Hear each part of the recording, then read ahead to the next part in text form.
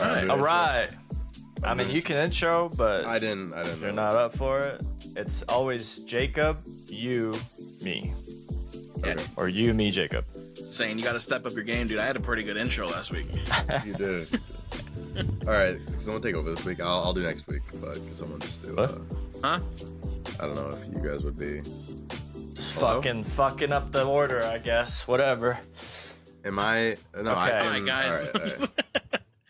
All right, guys. Welcome back to season 2, episode 15 of the All Type Podcast. I hope y'all enjoyed the last week's episode. It was one of our best episodes, it felt like, at least for me. Yeah. We had Ravine on, and he had a lot of inputs on a lot of questions that we asked. So,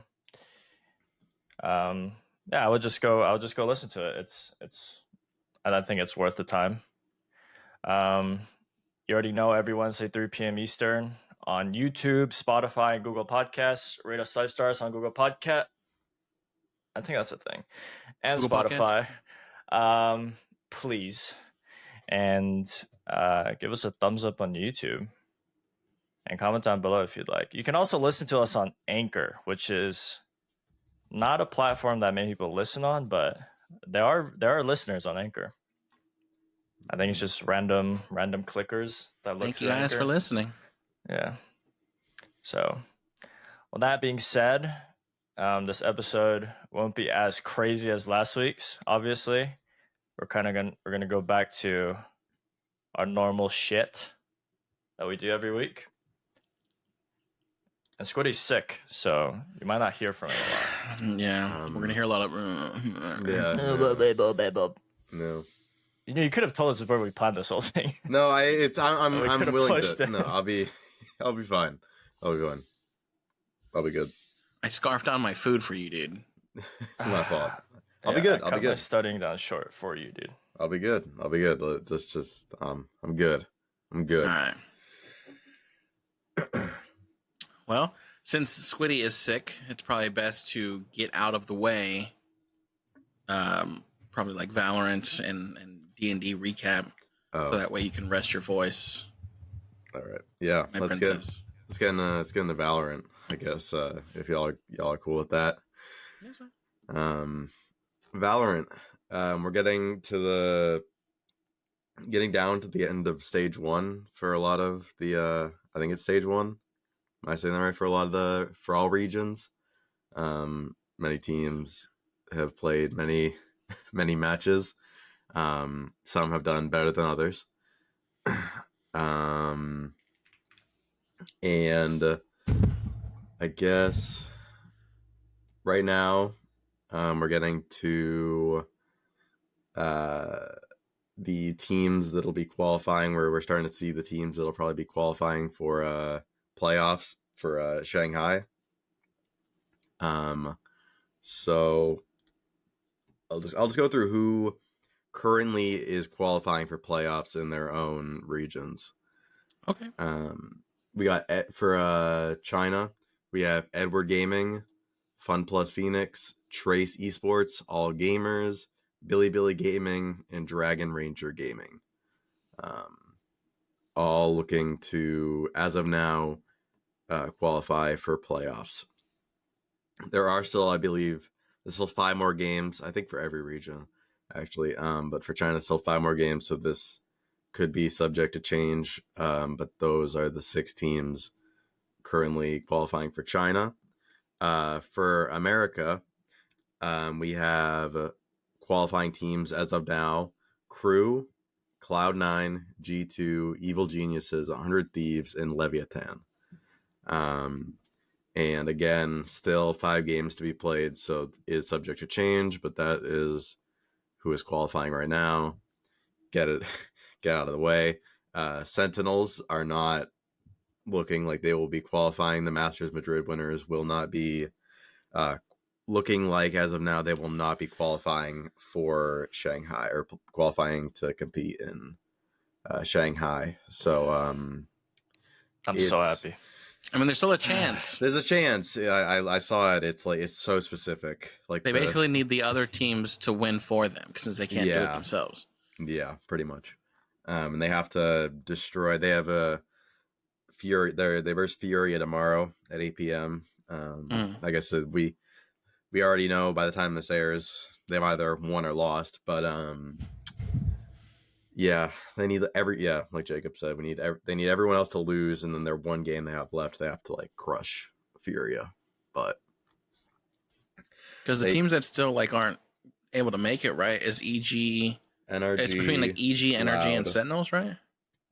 There is EG is looking. EG, NRG, and Sentinels, I think, are the three that are like interchanging. I think. Okay. Maybe G2. And Loud. Yeah, and Loud. Yeah. It's crazy how Loud's 1 and 3 and they still have a chance. It's because they beat Sentinels. Yeah. Oh yeah. Yeah. So Loud. if Sentinels won, then Loud would have no chance. Yeah. But because they beat Sentinels, now Sentinels like basically out and Loud is back in. Well, G2 need to beat Loud too, right? Or for Sentinels to qualify, G2 need to beat Loud. G2 needs to beat Loud. Yeah.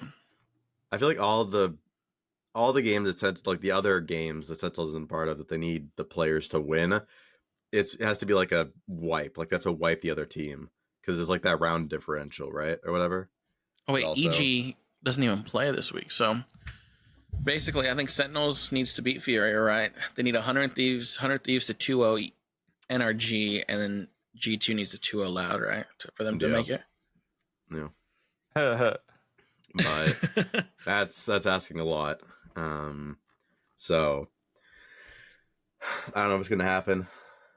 I'm hopeful, but I'm not super confident. So but we'll see. Moving on to Pacific. We got qualifying teams. We have Gen G, DRX, PaperX, Team Secret, T1, and Talon Esports. All looking to qualify for at least it's playoffs and then qualify for Shanghai after playoffs, right? Whoever wins playoffs, I think qualifies for Shanghai. Yeah, because looking at it here, at least for China, it's the top 3 make it to Shanghai. Okay. Then EMEA, Carmine Core, Navi, Foot Esports, BBL Esports, Fnatic, and Team Heretics, all looking to qualify. It's actually top 3 teams from each. It's top 3 from each stage, or not each stage. Group. Yeah. I think it's only 12 teams and stuff. 3 from each. 3 from each thing. Okay. All right. So what they play, each region will like have their own playoffs, and then the playoffs will go to whoever is the top 3 of the playoffs. Yeah. Right. So yeah, these are all so those are all the teams who have a chance at going to Shanghai. I don't know I know we talked but when stage 1 started about our teams that we thought would qualify for Shanghai. I don't have them down now, but I guess. Do we say Shanghai or champions? I think we said Shanghai just because. Shanghai. We said Shanghai. But I don't know if anybody has any predictions now at this point who will win Shanghai. Actually. Win Shanghai? Win Shanghai, yeah. PaperX. I think PaperX is finally going to make that hump. They're going to do it. I feel like Crew might win. They're 5-0 right now. They are 5-0. They've only dropped 2 maps.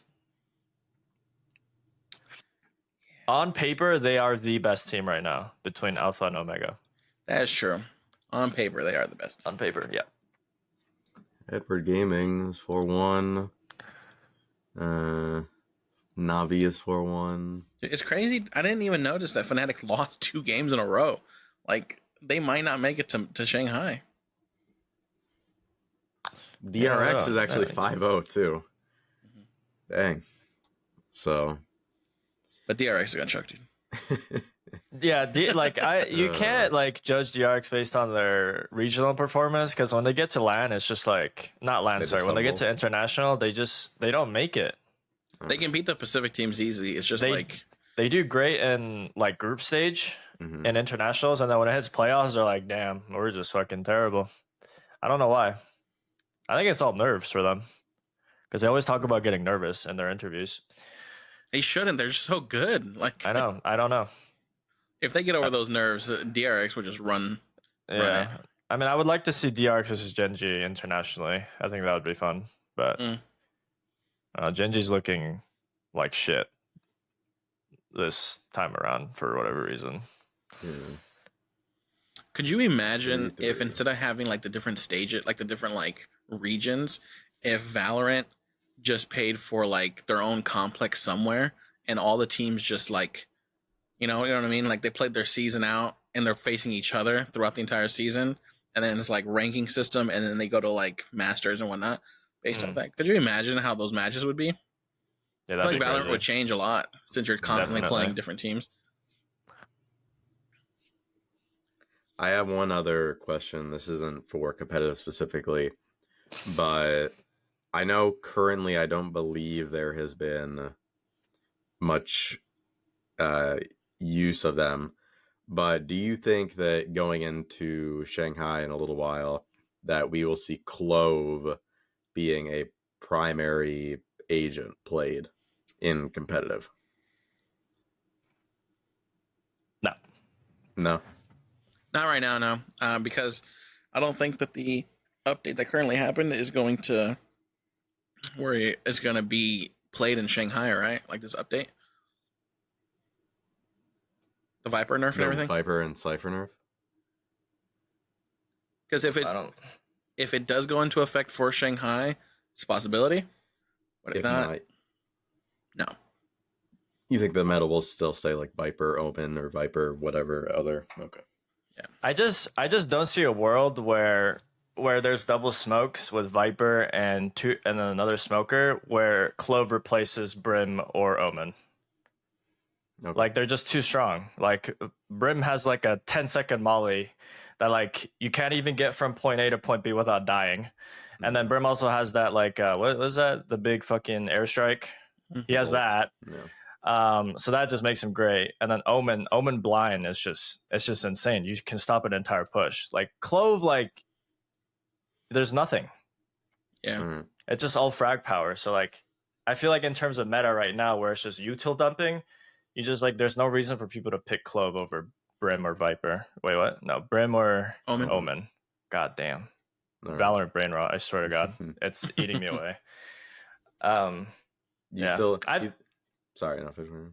No, I've seen like as I get like into higher ranks, I do see people making like combo plays with the decay where she throws an orb, where she throw it and then your team has to like instantly spray the choke point.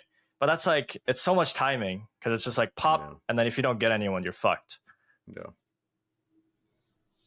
Do you think that once the Viper and Cypher nerf go, if they're not already in effect, if they go into effect after Shanghai, that at that point, with Viper being nerfed, you would see a smoke meta change at all?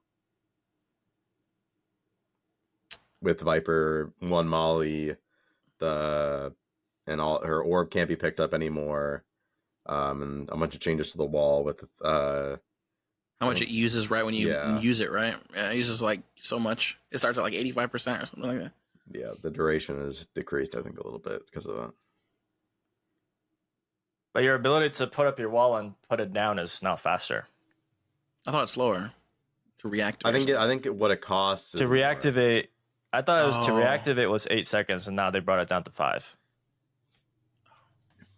But given the fact that it does cost more, yeah, I think you're right. I think it was like a heavy nerf, but there was some buffs. Okay. I mean, it would make sense. I think it went from 20 to 30% for minimum activation, which sucks. But toxic screen max uptime on individual smoke source reduced from 15 seconds to 12 seconds when fuel needed is buffed. Max uptime. That's Snakebite. That's not that. Yeah, the fuel needed to activate, but I think Cross is right. I think the time to put it up is faster, but the fuel needed to activate it was increased by 10%. So I still think Viper's strong enough for double smokes for her to just work. all right. Because like just maybe if they nerfed like the decay when you go through the wall, maybe Okay. then like it's worth thinking about like putting harbor All right. and the same smokes Brim and Omen, but I think Viper's still strong. All right. And people are freaking out because you only have one more molly. Yeah. Well, man, also you can't pick up your smoke anymore. Can't pick up the. That's true. Yeah, that's a big thing. But I mean, you still got a big ass wall. Yeah. I think Viper defense, like you don't really need to pick up your smoke that often. Either way. All right.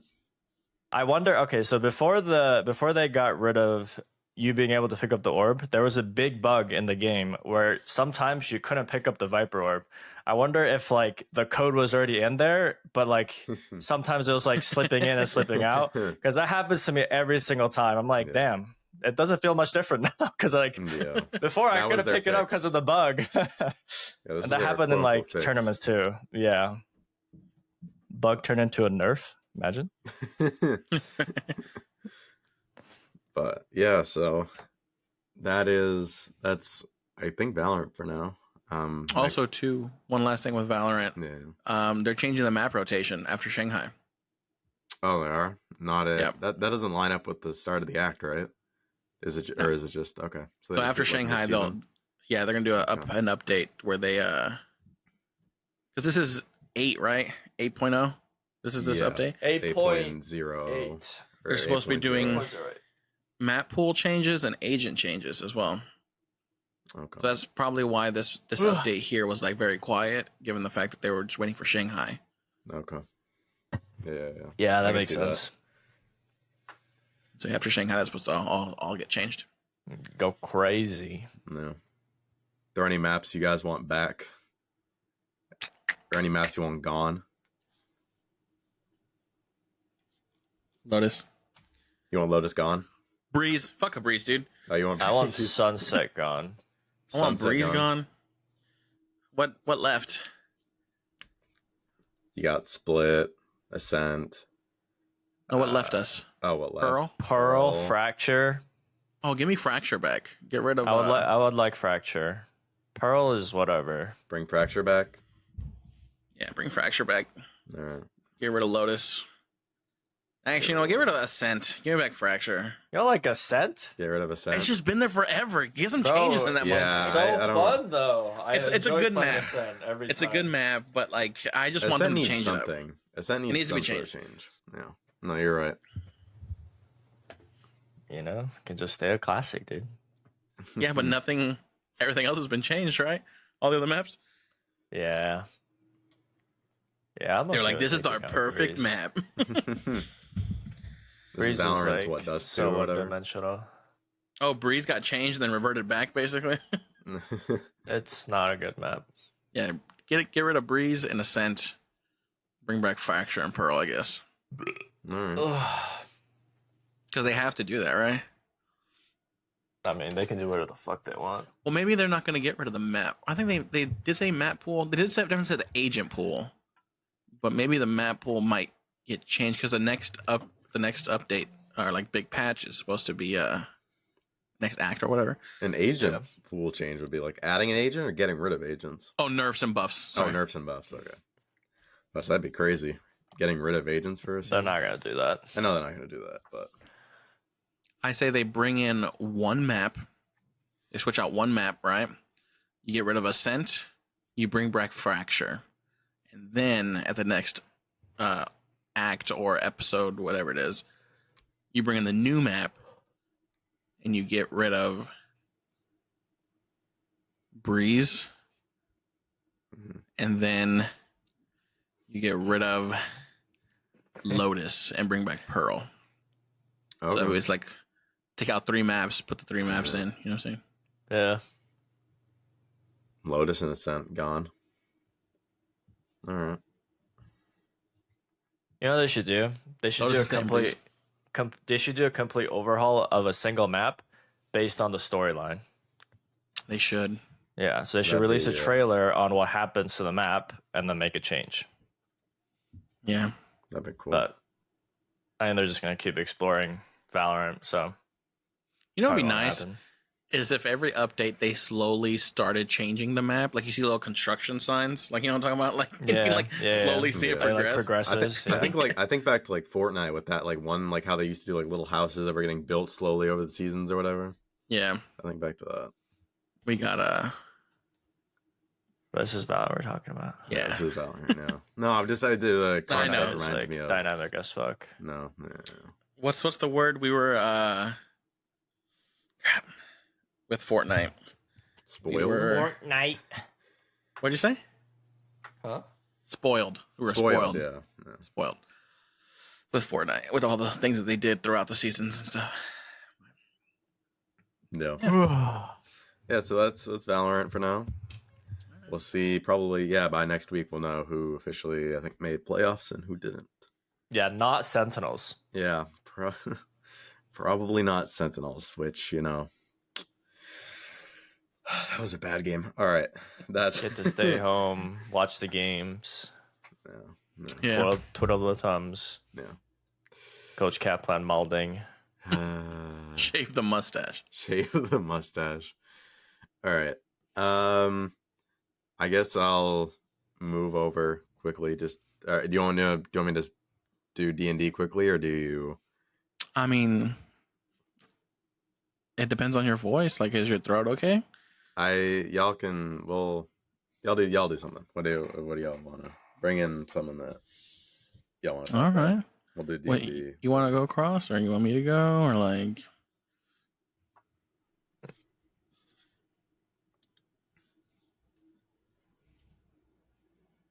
Yeah, okay. Speaking of esports,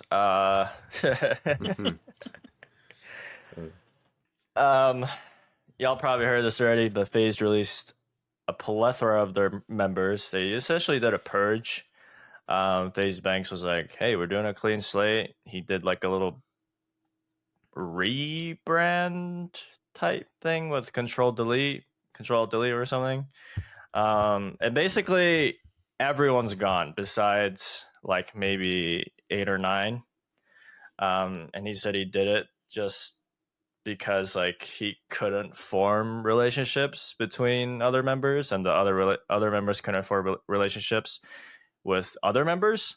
And that's mainly because of like, some people were recruited during like the corporate phase, and some people have always been there.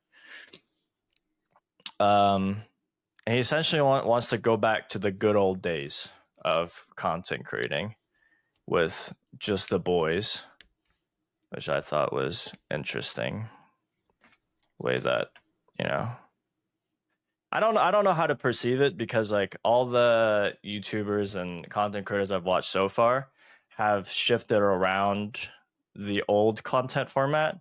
So the fact that he wants to go back to like what was, I guess, in his mind, the good old days, seems kind of like, I don't know if that's his intention. Maybe it's just like it's just a PR statement, but I don't know what you guys think about that in specific. But Yeah, I thought it was weird at the fact that they like got rid of everybody and then they immediately signed 4 new people. Oh, yeah. And especially like I feel I don't know all those streamers, but I know like some of them are very like IRL stream focused and not like the gaming. Like they're like the game, but they're more like IRL content streamers. So I don't. Yeah, I have no idea. I guess the 4 people that they signed were people that were like they won some contest or something like that, and I don't know what it was called, but yeah, and then release everybody, and then they all just announce the person day by day. So yeah, pretty cool. Yeah, I also like I feel like there's a lot of orgs that do this, where people get let go without having a personal one-on-one, whether they were a big impact to the company or not, they're technically employees of that place. So I mean, if you just think about like let's say you work at like retail or whatever, you don't want to just know through their social media that like you've been let go. You want to like talk to the person that recruited you one-on-one. So I think it's pretty scummy when orgs do that. And I know that's not a normal thing, because when I was in like TRNL, I was personally talked to, and I talked to them also. Like I didn't want to like resign, and then like they also kind of wanted to part ways, and that was like a smaller org too. So I don't really understand why like they have to, like why they just couldn't talk to those individuals. Yeah. I just feel like it's super unprofessional, but Just goes to show that FaZe is just keyboard warriors. You know what I mean? They just hide behind the screen. I know that I saw like a clip of some girl getting like she got dropped live on stream or whatever. Kaylee? Yeah, that was crazy. She got the call like midstream, and then ended stream to make a video about it. I genuinely don't know why orgs do this, because I know that happened with Sentinels too. Like I don't get it. Like why are you? It's like, sure, you can farm impressions, but you're leaving a forever like impression on the person that you let go, and you don't know like what kind of relationship you're gonna have with them in the future. Yeah.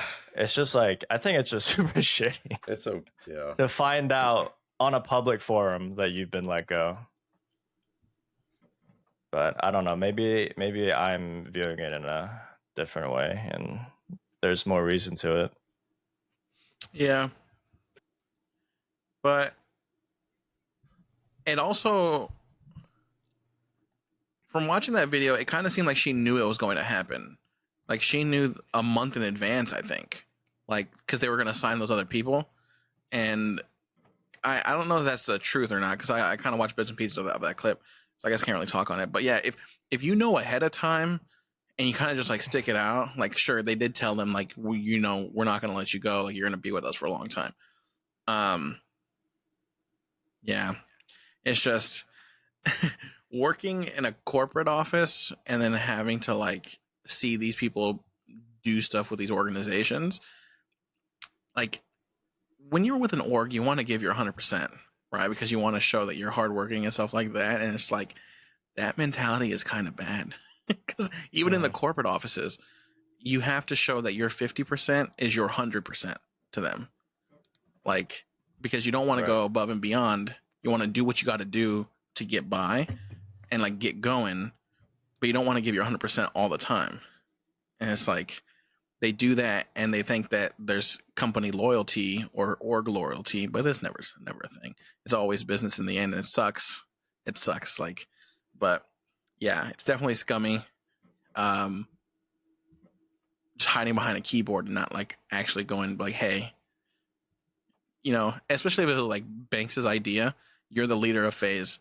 Don't send a lackey to do your job when you should be out there telling them like, hey, we're not going to sign you again. Like, yeah. And then he watches the video and he replies to her on Twitter. Oh yeah, on Twitter. It's like, come on. And that's where he said, he was like, the reason why you were let go is because we weren't really able to make a relationship. And it's just like, could have done it through talk about this privately. Anything else. Yeah, it's just, I don't know. Maybe these people's brains are just wired differently, where they just think it's like another direct message thing. But yeah, it's insane. Yeah, hopefully they just get phased out. Dang.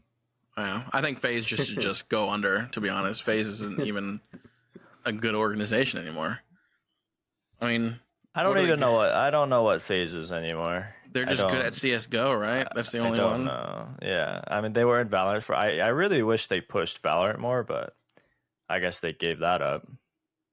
I mean, it's expensive, to be fair. So I think that was also during the corporate phase. So they're like, we're not putting millions of dollars into these guys that aren't even winning. Yeah. But yeah. Well, We're phasing see out the- of this conversation.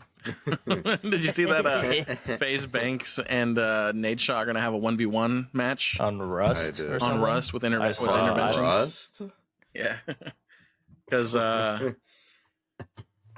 yeah, Nate Shaw challenged him, right, and he said yes, and he thinks that he's gonna win. Yeah. He hasn't even played Call of Duty in a while. Nate Shaw was eating a cone last night. He was like, "Listen, brother, it's like there's no chance that you're gonna win this." He's like eating a drumstick. He's like, "Unless you want to do some match fixing." He's like, "I'm down." He's like, "Gracie needs a trust fund." He's like, "Just hit me up." I mean, he's going against a former pro. Like, Yeah, and Nate Shaw still plays Call of Duty nowadays. yeah. Like that's all he plays. So Oh. yeah. Maybe it'll be entertaining. Battle of the CEOs. Is Nate Shot even CEO anymore? He's just the founder, right? No, I think he's still CEO. Is he? Or did he step down and give that to... Well, because John was the COO, right? And then John stepped down, and now they have like 3 different people doing John's job. John Robinson. I guess he still is. I haven't updated this wiki page since 2016. Oh yeah, it still says John Robinson. It's oh no, the president has changed. Never mind. Yeah, Matt is still Matt. Nate Shaw is still CEO. Matthew Hag.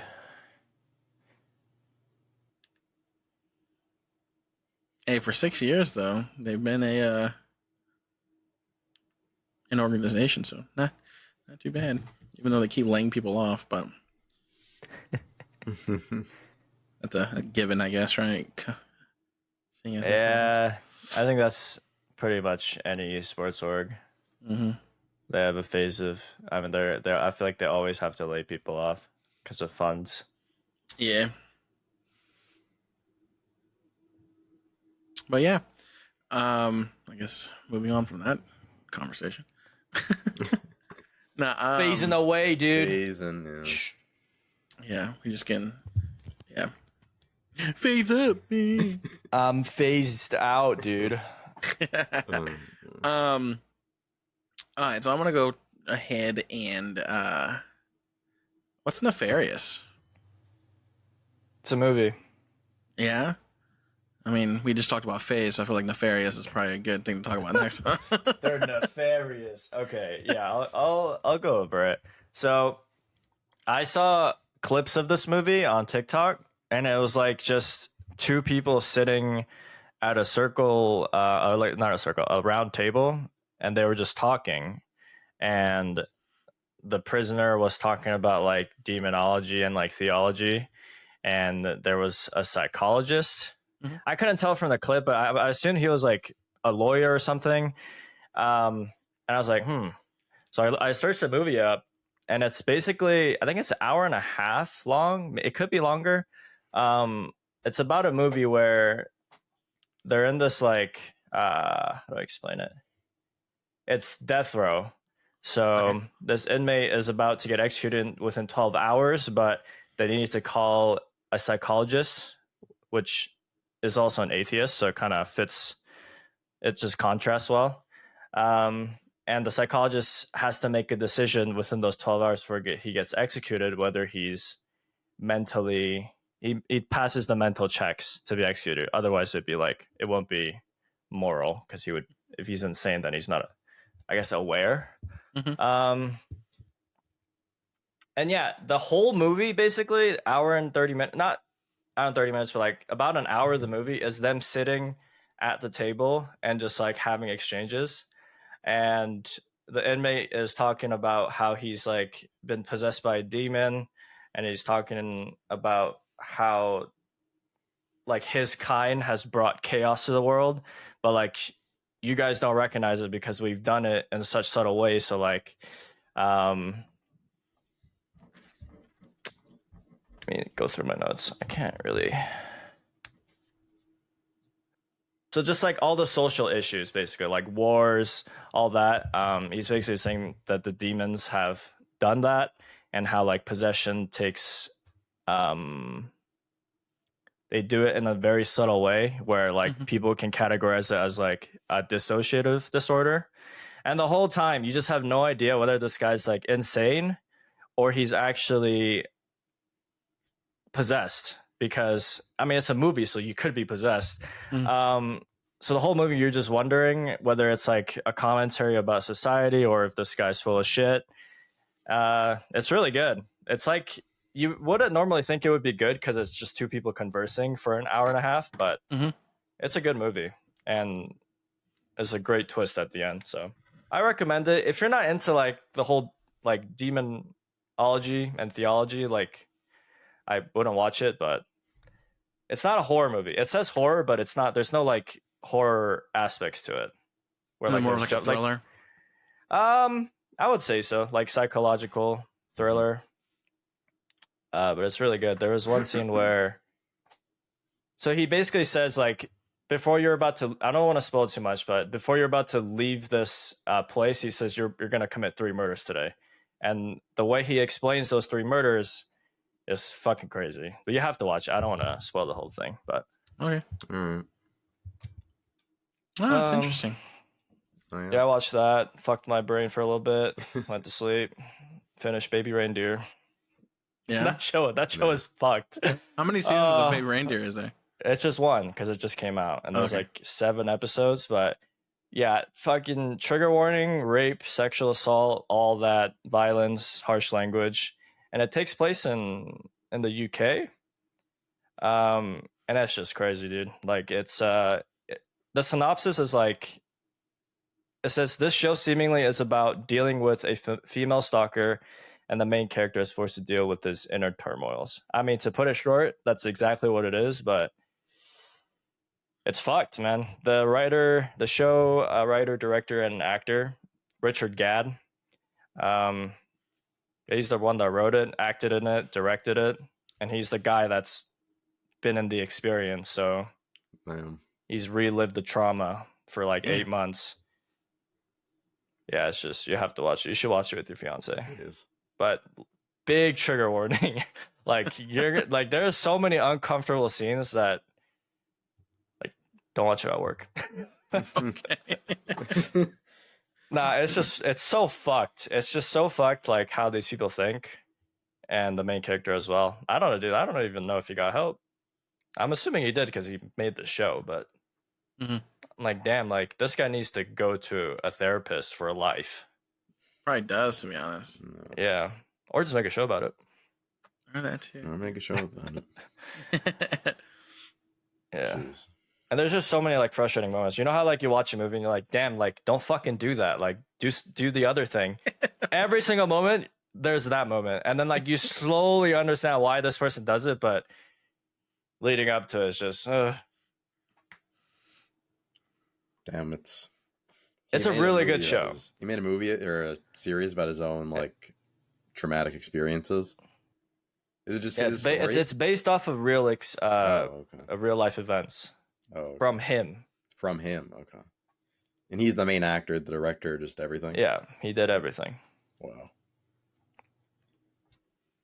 Damn.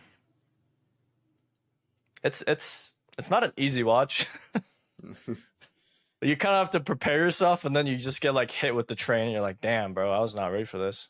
Every fucking episode, there's just something. Yeah. It's good though.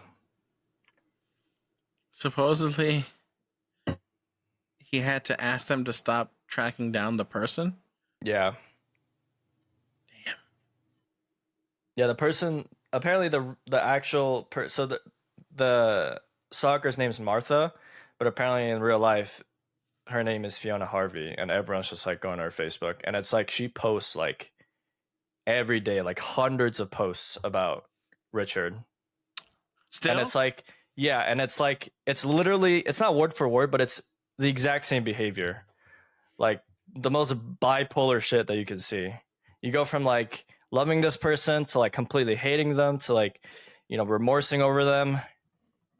I don't know if she does it now, but like a few days ago, like she was still doing it. I didn't follow it, but there's just TikToks, you know, you watch one TikTok, they just fucking feed you more. But Damn. Okay. Yeah. And there's some people saying that, like, you know, Richard Gadd is like a con artist and he's not actually telling the right side of the story. So, but I think that's, I don't know. It's just like speculations, obviously. Damn, that's crazy. Jeez. Watch it, dude. All right, I'll watch it. Okay. Damn. Well, Take over, dude. I'm high and heavy right now. all right. So moving on from that, it's definitely a turn away from that. I just wanted to talk quickly about the WWE draft. So it recently happened. They had it on Friday and Monday night this past week. Not a lot changed, which is kind of dumb. Everyone was like, what was the point of this draft? Everyone's still on the same show as they were previously. It's like they were able to pick up people from NXT, and now there's like certain people from NXT that are now on the main roster, which are kind of cool. But yeah, the draft was a little underwhelming. I was surprised that the first pick of the draft for Monday Night Raw, they chose Jey Uso. So that makes me think, like, if they see Jey Uso as a number one pick, that they might be pushing him for something, you know? And this was actually the first time with the WWE draft that champions were excluded from the draft. Because previous drafts, that's how they used the draft basically to switch champions to different shows. So it's like, you know, WWE champion will go from SmackDown to Raw, and then this title will go to SmackDown, and they basically just drafted them so that way they can change the titles to different shows. Which I like that format better because it was more shocking as well. Also, too, the way that they came out was like the WWE, the NFL draft, where they walk out with the card and it's like, with the first pick in the WWE draft, you know, Raw selects this person.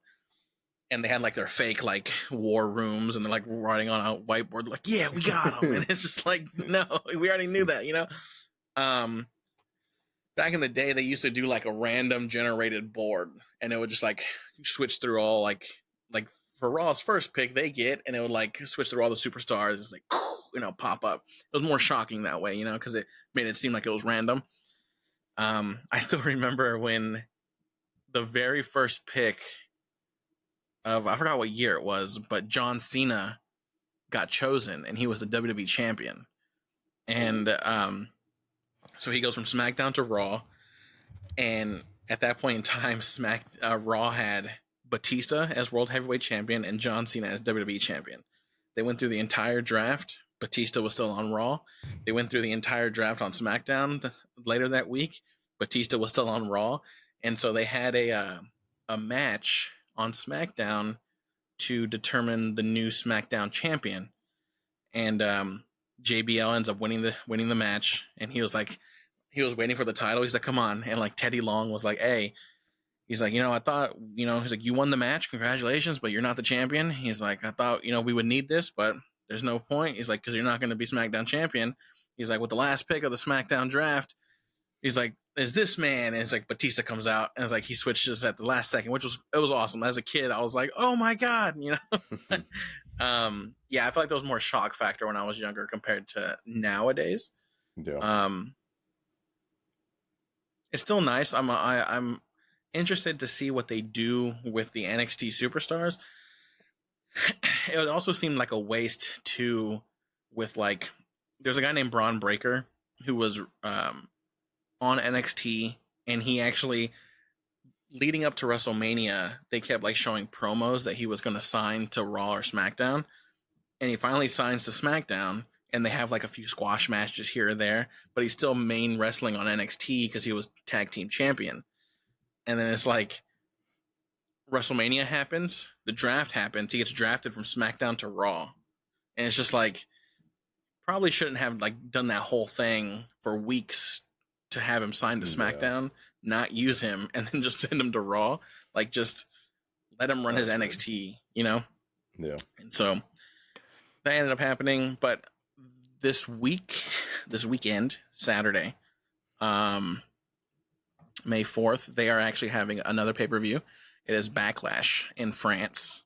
Oh damn. Starts at 1 p.m. Eastern, and there is only 5 matches. There's going to be the WWE Women's Tag Team Champions, the Kabuki Warriors, who recently were drafted to Raw from SmackDown. They're going to face Bianca Belair and Jade Cargill. You guys saw them when you guys watched WrestleMania. They came out in like the superhero stuff. And then Randy Orton and Kevin Owens are going to face Solo Sikoa and Tama Tonga. After that, there's going to be a triple threat match with Bayley as the women's champion versus Naomi and Tiffany Stratton. The World Heavyweight Championship will be on the line. Damian Priest versus Jey Uso. And then Cody Rhodes, who beat Roman Reigns for the title. He's going to be facing AJ Styles. As for my predictions on there, tag team champions, I feel like Bianca Belair and Jade Cargill will beat the Kabuki Warriors, and they'll end up being the new champions, because I feel like they definitely want to push Jade Cargill a little bit more, because she was like a huge signing for WWE, and what better way than putting a title on her early, and also having Bianca Belair to like help her if she's still like learning the ropes and stuff like that. The Randy Orton's match, Randy Orton and Kevin Owens versus Solo and Tama Tonga.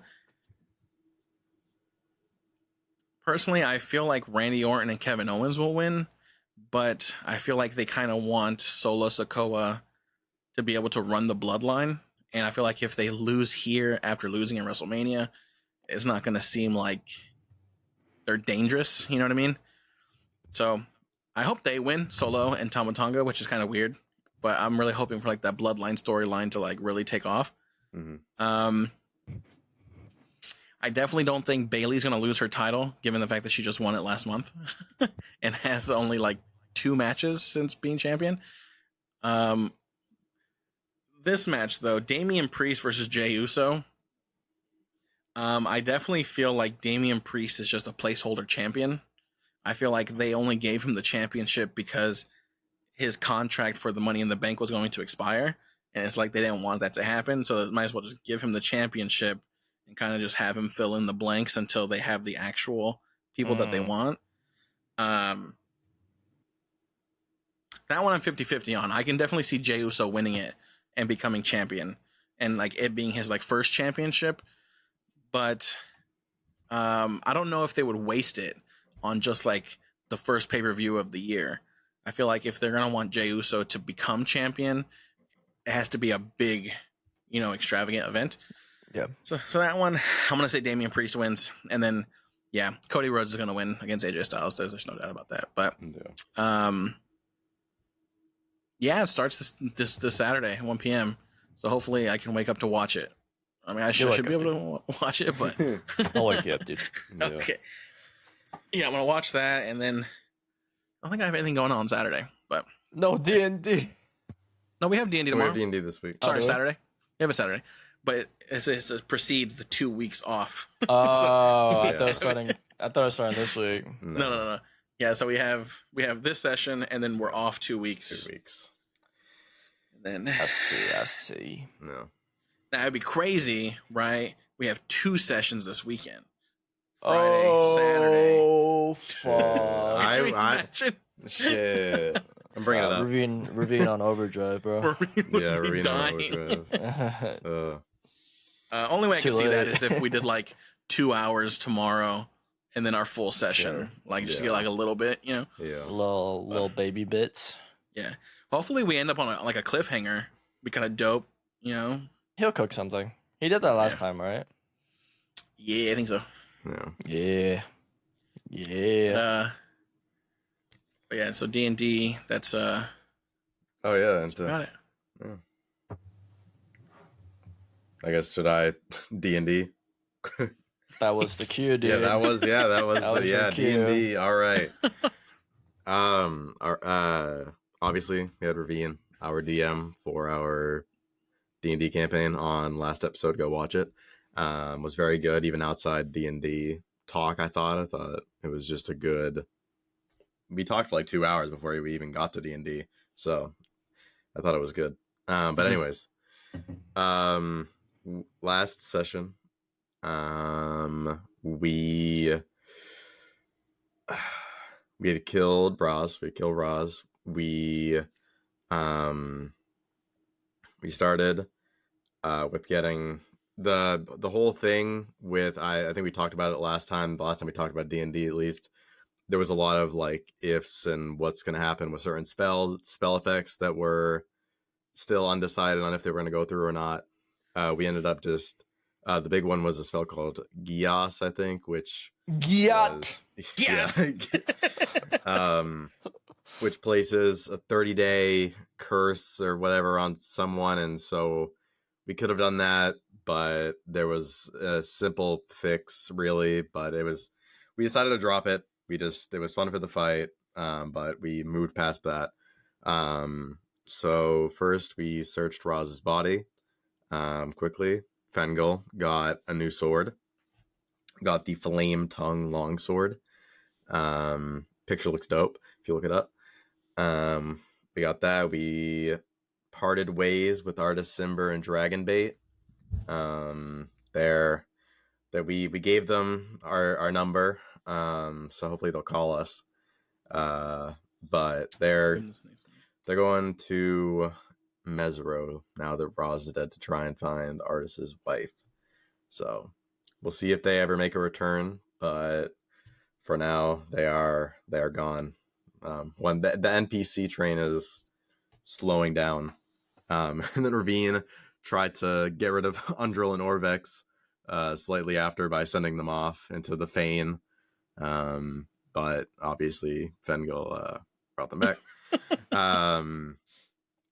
So yeah, we explored the Fane a little bit more, traveled, took a short rest, traveled a little bit more, just clearing out the last of, any enemies, cleared out the, what's the room called? I forget the name of it. The harem. The harem. Cleared out the harem, just freed all the prisoners in there. Yeah. Yeah. And then we made our way further into the Fane to clear out a room that we hadn't cleared out yet. We were originally going to try and go into that room when we originally entered the Fane when Miracle was still alive, but couldn't pick the lock. So we went in and we met the coolest guy ever. Coolest motherfucker. You remember his name, dude? Zopal. I remember, dude. Okay, never mind. No, I remember. So we met a guy named Zopal who was trying to become the strongest Yuan-Ti there ever was or ever will be. So we ended up pretty much befriending him and helping him with what he was trying to do. We promptly got poison clouded because of it. I don't think on purpose, but he was just trying to finish his experiment. So we left. We could have continued. There was definitely more to the Fane, but I think we were all just ready to get out of there now that the main objective was complete. I hope Frank's doing okay. Yeah. Probably Frank. dead. Oh, yeah, Frank. Yeah. He was already dead. He was Yeah, already now he's more dead. Did you take his arm off? You try to shake his hand or something? I thought you took his arm off. I don't know why I feel like you did something like that. I think so, yeah. I dabbed him up, dude. No. Yeah. Was that? Okay. Yeah, I did that. No, I'm way too far back. Wait. Well, that's the thing is that you didn't recap. I didn't recap episode. last episode. I was about to say, I'm like, this was a long time ago. Yeah, you're 2 episodes. Yeah. You're recapping 2 episodes back, okay. which is fine. So we continued, left the Fane, had a proper burial for Miracle, and then got to do one more shrine, shrine, temple, whatever. Completed that. Was a little bit difficult, but we finished it. And then left and finally got to level 7. We're level 7 now, everybody. We got there 2 weeks ago, but we're level 7 now.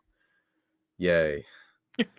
Bro, enthusiasm, dude. Holy shit. Yeah. This guy is not excited at all. No, we're all right. We got to level 7, everybody. Yeah. Whoa. Yay. We are. I'm excited. I'm glad we got to level 7. I think that we've come a long way in getting stronger. And now we're just on the up and up right now for the time being. So finished our long rest, finished our level up.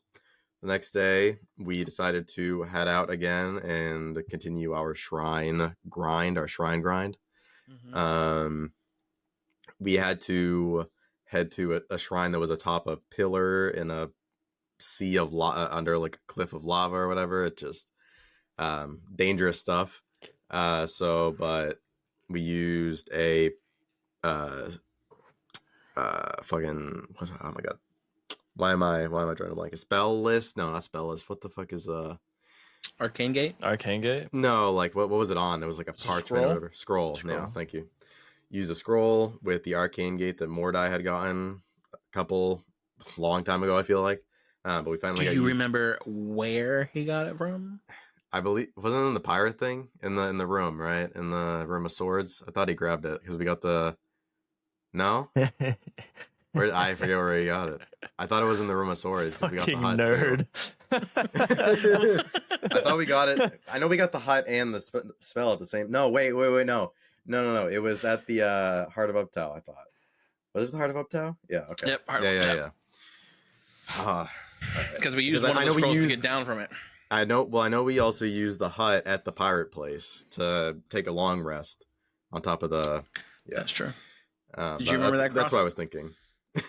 Bro, like the whole Heart of Uptow, I was so clocked out. Like when you guys had the whole interaction with Sindra Sylvain, or who was she? Valindra. Yeah, holy shit, I was not there. So we got to use the Arcane Gate that we got. We had 2 squadrons. We had Mordai, Fengel, and Orvex head into the Fane. We only had 10 minutes of in-game time to make it, finish the puzzle, and then come back. So we had a team on each side just in case things went south. While they went to the temple, things went very well. Fengel and Mordai were able to take out. Oh, excuse me. Sorry. We're able to take out 4 Basilisk? No, not Basilisk. Jaculis. We're able to take out 4 Jaculis with relative ease. Getting stronger. Level 7 now. Yeah.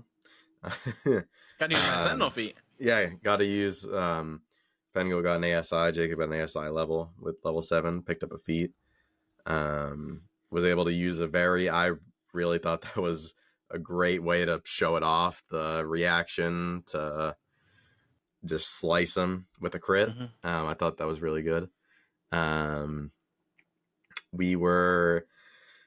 They finished the shrine in plenty of time. They were able to make it out. We got the next puzzle cube. From there, we headed north to another shrine. Once there, we ran into some grungs, like frog people. And it proceeded to just be a slaughter. It was I feel bad. They got fireballed, they got lightning bolted, they got slashed, and it just, yeah. So needless to say, they're not there anymore. And it took a while. There was a lot of them. There was a lot of them. But yeah, we beat the shrine, or we beat the fight. We won, went in, finished the shrine, got the cube, and now we're done with it. So we have two more shrines left, I believe, until I think so, because we had 5, and then we did 2 more last session. So 2 more. We have 2 last puzzle cubes, and then we have all 9 that are needed to enter the tomb. Gotta find the tomb. We gotta find the tomb.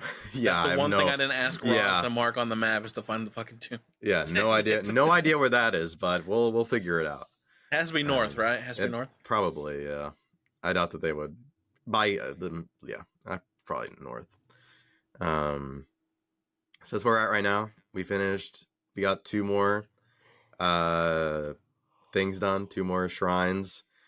We're kind of still in the middle of the day. I would like to take a long, or at least a short rest. I would like to take a short rest if possible. I lost a lot of health during that fight, and I had to use a lot of reactions for stuff.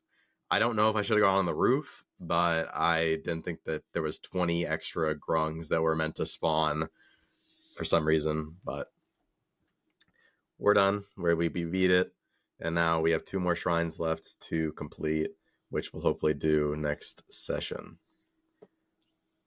So yeah, that's where we're at. We're doing pretty good so far, I think. Oh, we helped you with that shrine, right? We got the cube from the shrine? We did get the cube from the shrine, yeah. It was the one with all the like fake riches and gold and armor and whatnot. And so Avelios, it was like Avelios had to put like the richest gold. one had to put all of his gold, his real gold, like the richest among you. He had to put all of his gold because he was like 600. He had to put it in front of the doorway and it opened. And we did get the cube there. So now we're just waiting, I think, on the shore or whatever. It was in a swamp, the fight. So, anyways, you two still need to do a shrine together, dude. Yeah, you're on to the next one. Nah, don't put us on the next one. Don't put us on the next Because then one. me and Cross can just take the last one. Shit. I mean, It's either- we could try. It's either y'all take this next one or the last one. I'll Which give one it. you want? I'll give this next one. I'll give it an honest try. Me and the This guy Velios gave up will- after like 2 questions. He's like, "Hey, yeah, He's I like, can't figure it out." Fango. Yeah, no, I was. I was like, huh? Yeah, no. You know that was out of character. That was no. I mean, like I try. It's like I don't know how. I'm not good with puzzles. Out of character. Cross is right. I'm not a puzzle guy. I'm not good with puzzles either, but you just gotta do them. You just gotta practice. I actually, yeah. I don't know how to. I'm trying It's just to better. it was funny. That Sun was like, all he hears is armor, gold, riches. He's like, can I check the AC on this armor? He's like, what kind of armor is it? And it was all fake. Yeah. Oh, Yeah, like man. you step outside and it all turns to like tin dust or something like that. Yeah, as soon as Ravine was like 30 trillion billion gold, I was like, this guy's fucking capping. Yeah. It's funny. But no, I think I guess me and Avelios will give it an honest. We're doing the next one, I guess, assuming there's Alright. not another big fight like this one. Which I don't know if there would be, but we'll see. I feel like the next people we're gonna find are Red Wizards. Yeah, We're due for a battle with them. we are. Yeah. I'm so fucking ready. I mean, I don't know if we've handled the Yuan T problem. I mean, a lot of them are dead, and their leaders are all dead. So I don't know what they're doing anymore. But We had those. Yeah. yeah, the Red It's Wizards. nothing, bro. Yeah, no, you're right. I think we're due for a battle, but Because there's still that head Red Wizard lady, the one that originally kidnapped Wrath yeah, before the UNT had him instead. no, I think. Kill everyone. I guess any predictions quickly before we move on. I think we fight Red Just get Wizards cubes. this next Yeah, that was episode. Fight Red prediction, Wizards and yeah. get cubes. Yeah, try and grind. I think we Alright. only get 1 cube, but we end up fighting people. Okay. Prediction might see a greater demon next session. Who knows? All right. Also, I'm gonna get to use my trip attack next. Oh yeah, you got to let you switch Okay. it, right? I got trip attack now. Need to devise a plan when I lose control of that thing. Does it it's a fiend, right? It counts as a fiend? No, It doesn't count as a fiend? it's not a fiend. It's a demon. It's a demon. Oh, okay. Never mind. It's a then. greater So demon. it's infernal. I don't know if like I think it can speak Orcish, so maybe you can talk to it. Oh shit, for real? Because it's an orc originally, and it got turned into a demon by like Damn. some demon lord. Could you imagine it's my grandfather? That's my grandpa. Grandpapa! you gotta roleplay him, dude. Roleplay. Yeah, you gotta roleplay him, dude. Oh, so a demon is a fiend. Ah. Oh, is it? I thought they Alright, were well. different. So it's a type of fiend. Okay. Gotcha. So demons were chaotic evil fiends. Alright, well, I have the Holy Avenger that does the extra damage in case the 2d10 actually counts against that. In Has case a lot anything. of HP. Yeah. How much HP does it have? Let me check. A lot. Upwards of 80, right? 100%? It has more than 100? 80. The 95. Damn. Its armor cost is only 14, so Okay. Shit, that thing. I'm interested. I want to see it in battle. I'm waiting, dude. You got Fireball too. That was cool. yeah, it's pretty fun to use. I had low rolls that session though for a Fireball. No. It's like 20, 30. That's pretty low. What is like 96 in total for the?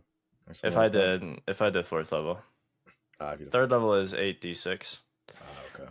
It adds 1d6 each time you go up in level. I see. Damn. Yeah, I'm glad I got the aura protection. That helped. It helped a couple. It helped more than I'm glad it helped with a couple saving throws. But yeah, so Red Wizards and Shrine Grind next session is our predictions. Yeah. We'll see what happens. And then we're off for 2 weeks. So, yeah. It's going to be a long time. It is going to be a long time. I was thinking, like, what if, like, we ran one shots in those off weeks? How? Could you do, I don't know. Yeah, I don't have a system to use it. That's true. That'd be hard. Especially because I don't know anything about it. You could do it, dude. You could do it. I have to That buy everything. sounds like you can do it, dude. I started making You something. always talk about one shot. You should. I do actually it. I started making something, but Would have to prepare it for the 18th. Because there's no way that we could... Yeah. what is the 2 dates that he's leaving? So Go for 11th the and the 18th. 18th? 11th and the 18th. So you'd have to start now. You'd have to 9 days to prepare it. Well, not by the 11th. I'm talking about, we'd have to do the one shot on the 18th. Have until they, prepare everything for the... And we just have the 18th to do it. You know what I mean? Oh, Yeah. You'd have to start now. Yeah, to prepare for it. Yeah. But, I wouldn't be able to buy anything on it until next week. That's when I get paid. Yeah. So it's like, I'd have just a week. All right. man. So I have a question, Jacob. okay. So as you're, I always forget what you are. You're a fighter.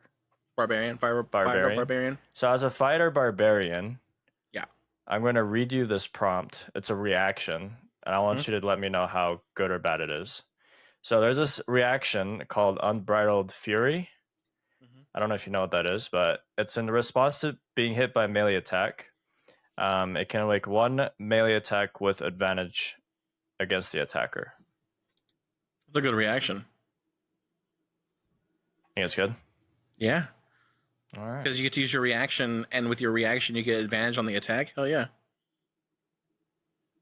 All right, dude. Why? It's just one of the abilities. Hit it with the the great demon? sword. Yeah. Oh, Tanaruk? Is that what you're talking about? Yeah, Tanaruk. Oh, he does speak Orc. Yeah, Abyssal, Common, and Orc. Unbridled Fury. In response to being hit by melee attack, make one weapon attack with advantage against the attacker. Yeah. As a reaction, that's actually pretty good. I think it looks dope. Essentially, I kind of have the same thing with my Sentinel feat. So it's like, not me though. Yeah. If I see something make an attack against somebody, I can attack it. As a bonus action, you can move up to speed towards a hostile creature that can see. Damn, as So a bonus action. Damn. How do you lose control of it? Like, what does the? If Yes, I lose the charisma roll against it. Oh, see it. So that already has a -1 to its charisma. And now I know its name, it has disadvantage on every charisma roll. So there's like a DC that it has to hit, and if it fails, then you keep control of it. Yeah. Okay. Wait. Oh, since you know his name has disadvantage, you know what would be dope? You just summon it and then you hex it. You're like, I want to have disadvantage on charisma throws. You just never attack That would it. be interesting, yeah. You just never attack it. Yeah. So that way you never have to worry about the damage on it. And so I never thought about that. but if summon greater fiend is it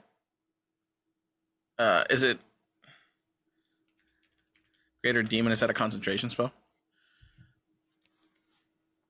It's concentration. Actually, yeah. Yeah, so make sure if you do this, you don't do any other spells. Because if you break concentration, does that break just, like? No. So if I break concentration, it with Goes the away? remaining HP it has, it does everything in its power to kill the nearest non-demon. So it'll attack us if I lose concentration. Because I'm concentrating for I guess the mind control. So if I lose it, then he does it until he gets down to 0. Okay, so I guess It's crazy. At the end of each of the demon's turns, it makes a charisma saving throw. It's not Damn. gonna pass. I'd have to. Not is one. it I your guess. spell DC? Yeah. Is the verse like what's the? I actually didn't read this spell in great detail. I mean, it probably will fail if it has a -1 plus disadvantage, but I just didn't know what the. I'm so stupid. Saving throw if you. I don't know. I assume it's just your spell save or your spell DC.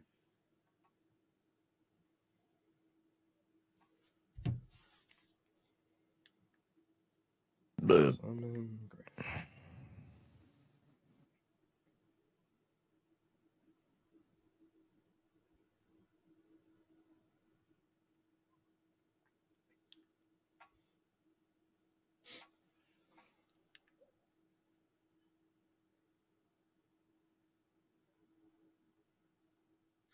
Oh, so basically, when you summon it, part of the casting spell, you can form a circle on the ground with blood used as material component. The circle is large enough to encompass your space. While the spell lasts, the summoned demon cannot cross the circle or harm it, and it can't target anyone within it. So, if you lose control, it won't attack you. as if it does break free, you have the blood circle for protection. Yeah. And So- banishment spell is a failsafe too. So, Oh, banish it back to its... banishment is okay. Yeah.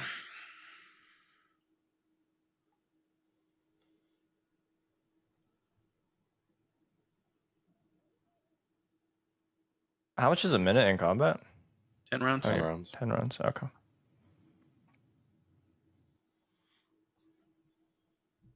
Oh.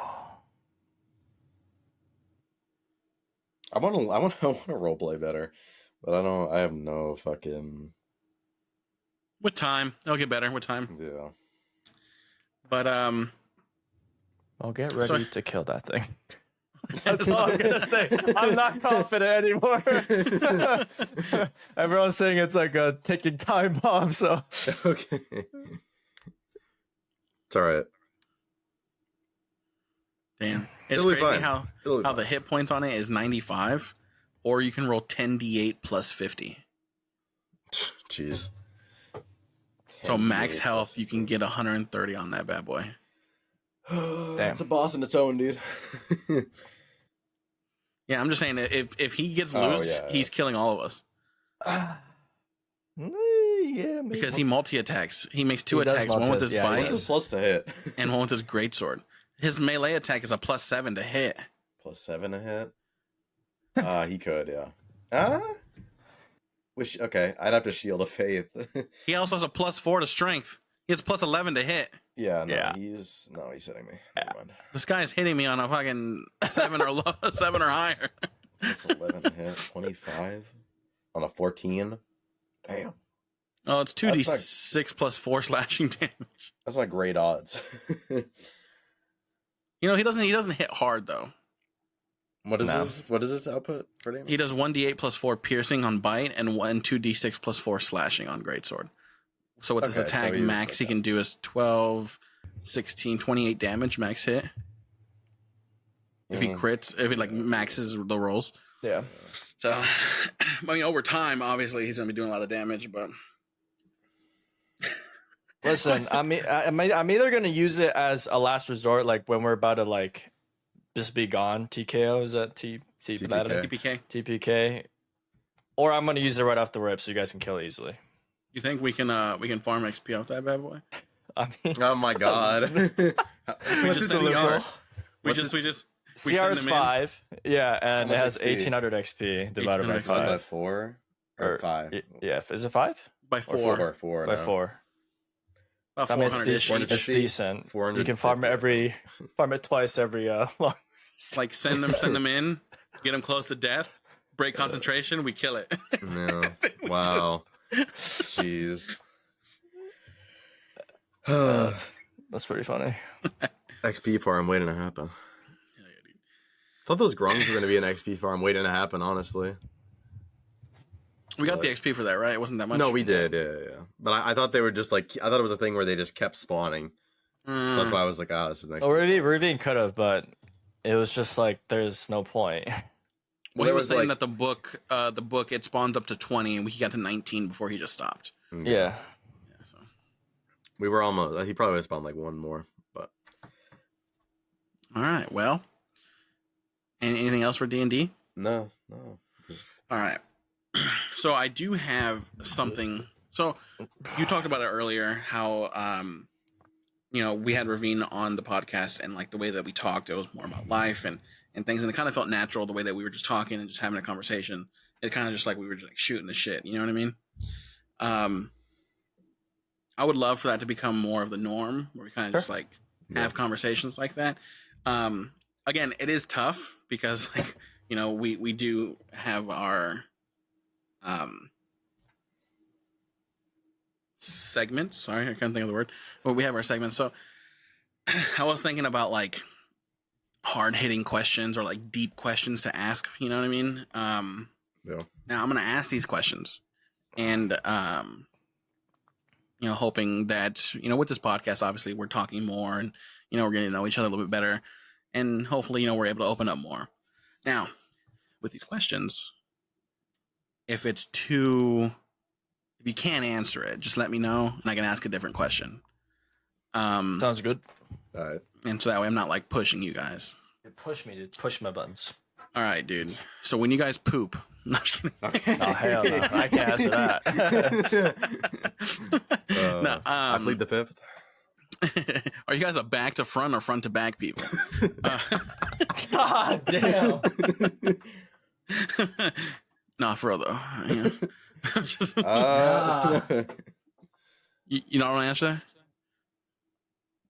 Is this actually a question? We could answer. Do you guys stand up when you wipe, or? Listen, I'm about to go to the bathroom. Squiddy, you can answer first. I'll answer What? when I get back. He's double checking. He's getting research for that question. Yeah. That wasn't the question I was going to ask, but if you want to answer it, No, I mean, I'll let you know. So me, I'm more of a front to back kind of person. Okay. You know what I mean? Yeah. I feel like it's kind of weird to wipe towards, Nah, you know what? your front. Yeah, I'm actually with you on that. I'm with you on Yeah. that topic. I also stand up when I wipe, so Yeah. Okay. yeah. Well, it's more of like a little Probably like hunch a over. crouch, like a yeah. Not like- you're not yeah. standing up, but no. Yeah, I can't just like shift to one butt cheek and just wipe. You know what I'm saying? Yeah. Damn, the focus. Oh no! Do that. It worked. So I was like, ugh, cut your nails. Yeah. I did. They grow so fast. I've been taking fish oils. Oh yeah. Wait, what do those do? Helps with skin. It helps with hair, nails, and also like bone and joint health. Oh, okay. So, yeah, I figured I need to start taking. I usually take men's 1-a-day vitamins and like B12 to help with like blood flow to the heart and whatnot. Yeah. And then I started taking fish oil. So I was like, what the hell, Yeah. I have such thick hair. I might as well take care of it. Hey, am I going bald? What's up? Hello, Clarice. Hello, what? We've been waiting. Talking about taking vitamins, men's 1-a-day vitamins and my B12 and my fish oils. You gonna start doing that soon, dude? You're getting old. You gotta start making sure you get your vitamins. I take vitamins. Yeah? What vitamins you take? C, D. What's so fucking funny? No, nothing, no. Immature. No, you're Talking not. dick, bro. Like I take one of those every day. No. Fucking dick. No, nothing, no. Nothing, C, no. D, Rom. Rom. Holy boomer, dude. You know what's crazy is that PCs don't come with the CD, CD drive anymore. Yeah, no. Who uses it? No one. Well, I'm just saying on my old PC, right? On my old PC. Yeah. I noticed that too. That was like 5 years ago. Oh, Yeah, like about 7 years ago. It's like I remember getting it. And I was like, they gave me the the CDs to like do my drivers, and I was like, Yeah. No, I noticed that too. So yeah, but It's funny too because when you buy motherboards, they give you CDs. I'm like, these motherfuckers know that like we don't use optical drives anymore. yeah. I have to download the firm. It's so fucking stupid. But yeah, the So poop what? question, Oh, front to back. front to back. Okay, Okay. I just tested it out right now. I Yeah, I just went to just wipe my ass. Felt right, front to back. yeah, stand up or what? I stand up. You do? I'm feel not like- flexible. I'm not flexible. Not flexible enough for. See, I do a sitting little up. little hunch over. You know what I'm saying? A little crouch. Oh, like yeah, Like dude, yeah, that's I don't fucking- stand up where my back goes crazy- Like, that you know what I'm talking about? like you don't want that to happen. You know what I'm saying? So Oh my god, not the collab, bro. Why you gotta collab?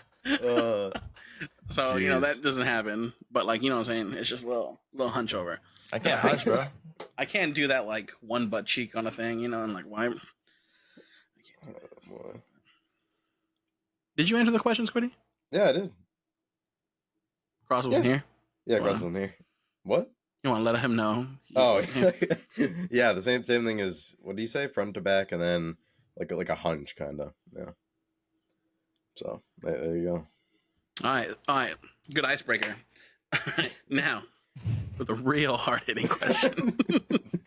Jesus. Listen, I just wanted to get the vibes up a little bit. You know what I'm saying? Squiddy was a little monotone there. And What do you stuff, and I- mean? See, I needed the I've little fucked up my hype stuff. throat 10 times over on this Yeah. podcast already. See, I'm just saying, I need his voice to go like this. you Yeah, yeah.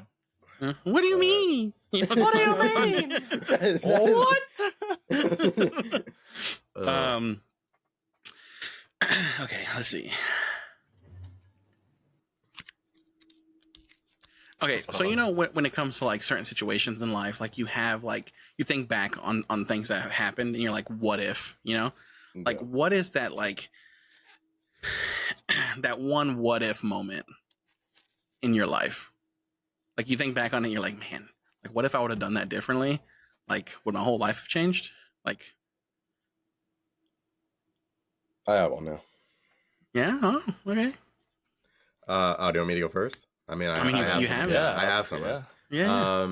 So I'm not gonna. I have. Also, when it comes to like, sorry, I don't mean to interrupt, No, you're but also for this here, like, you don't have to go into depth as to, like the person's name.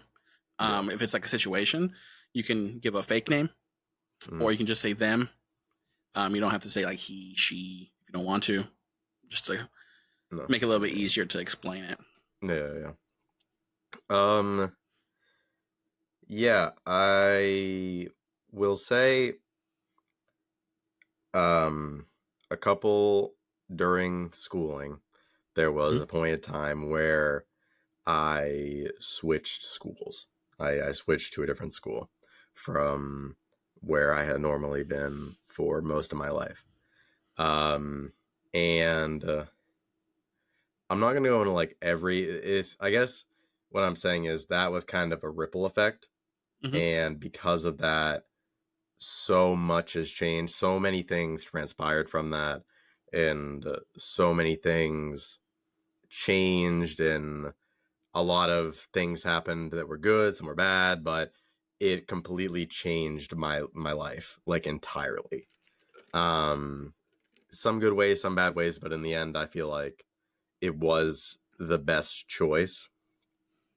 However, I do think that if I didn't switch, what would have happened if I had stayed?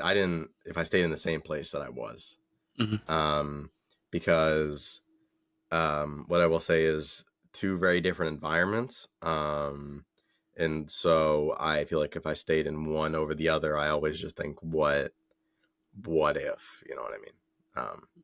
So that's just I think that is, I'm not going to go on everything because that's years of bullshit, but You're fine. no, I think that's for me is just, that's the big what if for me. I feel like a lot of things would be different right now if I didn't make that switch. And in my opinion, I think this was the better path, I think. So even though there was hardships along the way, I think this in the end was the best path. So Okay. So that's mine. That's good. Hey, that's pretty cool. No. We're getting to know Squiddy a little bit more. That is Pretty cool. digging What about deeper you? with Squiddy. What about you, Chris? Diving deep, dude. Diving deep with dude. Squiddy. No. Okay, so this took me a long time to come to terms with because I know it's completely outside my control. And if I knew the future, I would have done something, obviously. But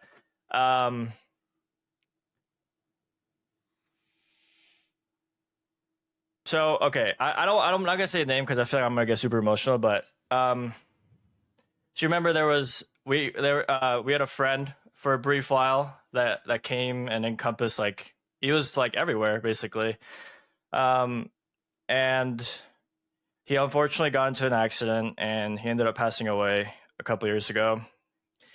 And I just remember, like, I was hearing the news at work. I was so fucked up, and at that moment, like, all I could think about was like, he wanted to call me before I left to work, and at that point in my life, I was in such a, like, how do I explain it? So this is like freshly getting to know Rebecca, and I was like so deep in it that like nothing in my surroundings was like being checked. So like obviously, like, I was talking to Rebecca, I couldn't answer his call, and I went to work, and I just like, I always like think about like how if I did answer, like if I did pick up the phone, like maybe he didn't, like he wouldn't have gotten the car, and like the whole like incident could have been avoided. Obviously, like, how are you gonna know? But I mean, like, I think anyone that's involved in some sort of way and then someone passing away, not like involved in their death per se, but just like you knew them and then you had an interaction with them, you're always gonna find ways to like blame yourself, to, I don't know, put the load on yourself even more. And yeah, it sucked for a while, but yeah, that's just like the what if that I think about. And I remember just like, and I was like, I was at work and I felt bad. Like, that was before I heard the news. I felt bad, so I was like, look, I'm sorry. I've been a bad friend. Like, I'll make it up to you like next week. I'm like, damn, like, I'm never gonna talk to this guy again. Yeah. So I guess that's my big what if. Dang. Dang. I don't want to say mine anymore. No, I mean, yeah, I didn't, yeah, it's just like, No, yeah. I'm just playing. I'm just messing with you. No, but yeah, and I get what you're saying. I understand what you're going through. I personally have not been in that situation, even though I do think, because I know who you're talking about. Yeah. And I don't think like the day of or the day before he reached out to me. I think it was like a couple days previously. I think he wanted to play a game and I was busy. I think. And yeah, I just never got the chance again. Which, you know, like, that never crossed my mind, like, oh, you know, I didn't have that same situation as you did, you know, because you had like the day of-ish, you know? Yeah. But yeah, I definitely think about that, you know, like, what if, you know, that if I made the plans for that day to like play a game with him, you know what I mean? Yeah. But yeah, I remember hearing about it. I was at work. I was that was when I used to have my desk facing that way. this way. And I remember just facing the wall, and like you messaged me, and I was like, damn. But yeah, that was actually the first time in my adult life that like something affected me that way. Yeah. No, it was fucked because like I heard it at work, and for a long time I associated work with that, and I was just like, "Holy shit, this is such a terrible time." Because every Yeah. time I go back to work and do a certain thing, that's like the one thing I would remember. But yeah, I mean, I dealt with it. I mean, it feels like yesterday, but it's been a few years now. So Yeah. Well, Yeah. here in a couple months we'll have a little tribute for him. So yeah, it's coming up actually. So yeah, about 5 months. I think so. Yeah. Yeah. Well, mine is Yeah, follow that bitch. mine seems like it just seems very just like Yeah, mine doesn't seem. No, listen. I didn't like. I'm not No, setting the no. stage for anyone. I just want to share no, it. like- Yeah. No, you're good. Yeah. But it's like so Squiddy had, you know, one like he had one way, you have another, and then I actually have another. So it's not like mine's not involving the death of somebody, mine's not, you know, me moving somewhere. So it's like it's kind of cool with the fact that we all three had different what ifs. Sure. Yeah. So like for me,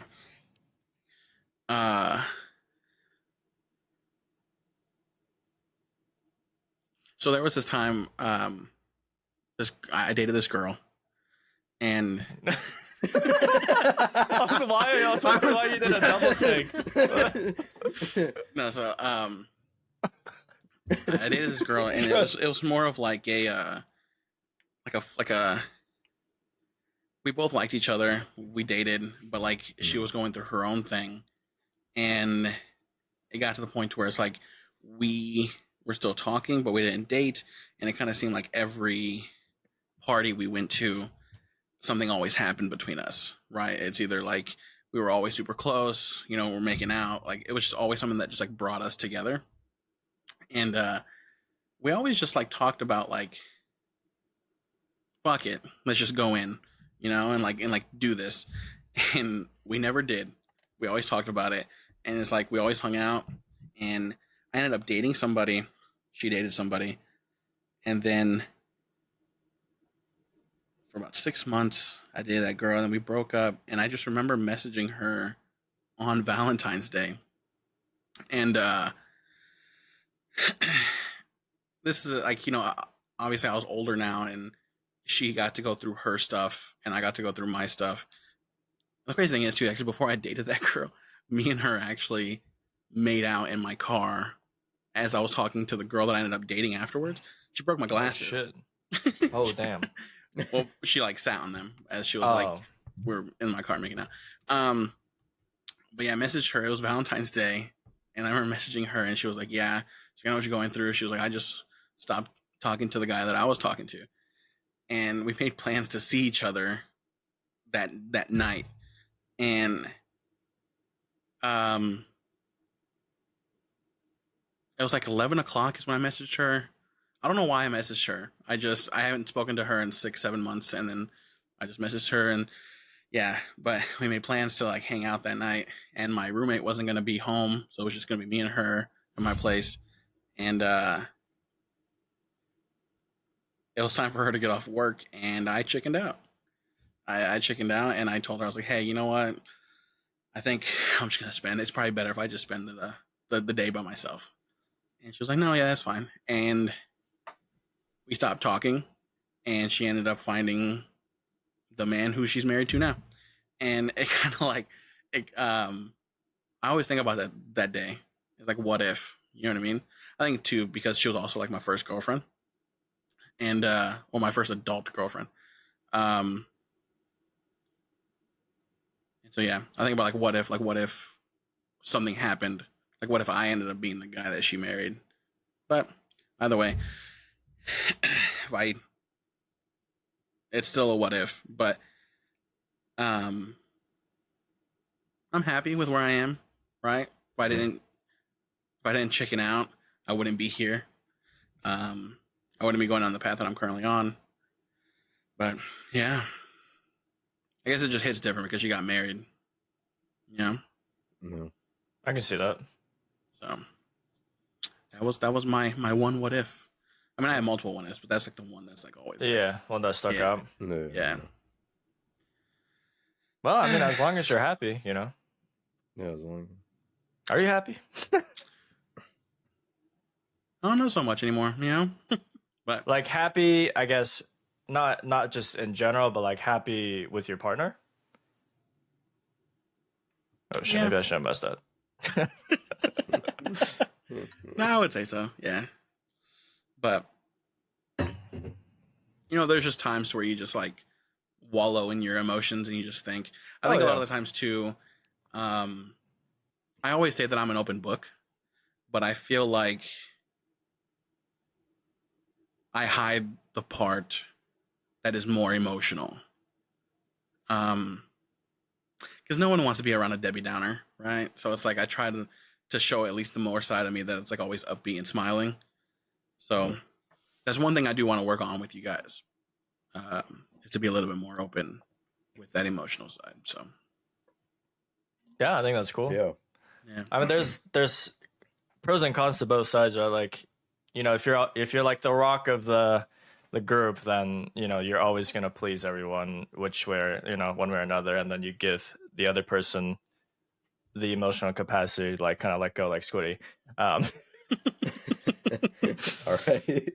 But yeah, All I mean, right. yeah, I think healthy balance of both is good, you know, so you don't Yeah. like compartmentalize and like explode later, which I tend to do that sometimes. But yeah, I think for me, like when it comes to like exposing emotions, I think I'm comfortable talking about it like when I've processed it, and then maybe like there's viewpoints that like you guys can give me. But when I'm going through the thick of it, I usually kind of like deal with it myself. Maybe I talk to my mom, my parents, my girlfriend. I confide in them, and then I try not to bring that to our group. But Yeah. I don't know, dude. Oh, Still got years to figure that out. that's true. Yeah, that's true. But yeah, that was just when it comes to like these deep questions, I do want to ask like minimum 1, maximum 3, because I feel like if we ask too many, it gets a little bit too much. Today we'll just do the 1. I guess we did 2, but we'll just stop there. And also too, I might not do it every week. I feel like maybe every other week would be a little bit better. Unless it's something that you guys look forward to be like, oh, you know what? I kind of wonder what deep question he has. But I'm always down for it. I'm down. Yeah, so that's what. Yeah. If you would like. Thanks for sharing, guys. I do appreciate it. No, thank you for sharing, dude. Yeah, thank you. But yeah, besides this, I mean, we're coming to the end. I think there's only a couple more topics that we have left to talk about, and then, yeah. Yeah. I'm done with mine, so. Squeeze on with his. I'm done with mine. How's Coursera been, Cross? All right, Cross his niche. Boom. Coursera. I haven't done this in a while. Yeah, Coursera is nice. It's a learning tool. There's thousands of courses on there by thousands of teachers and professors and doctors and PhDs. I initially came across Coursera through this YouTuber.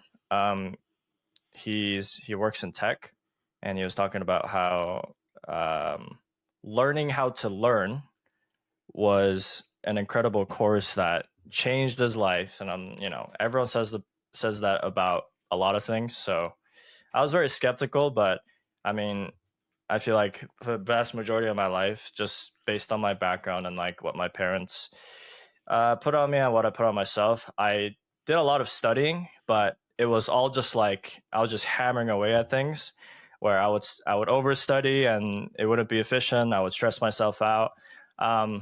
Not a very sustainable way of studying. I mean, props to you if you can do that. Like, holy shit. But I couldn't do that no more. So I kind of stepped back from like the super academic side of learning and pursued more like entertainment.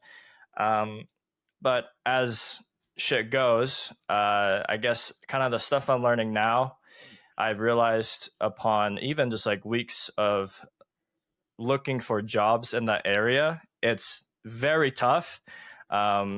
Sure, there's a lot of job opportunities, but it's all very niche, and they expect some sort of experience. It's just like it's a market that's tough where I live, because I feel like if you want to pursue entertainment, you kind of have to go like somewhere that's more open, like LA or California, or I mean even like Toronto. So I was like, I might as well, like, I'm on my downtime right now looking for internships. There's a good chance that I'm not going to get one. So I was like, well, I might as well, hone other skills while I'm doing absolutely nothing other than applying jobs.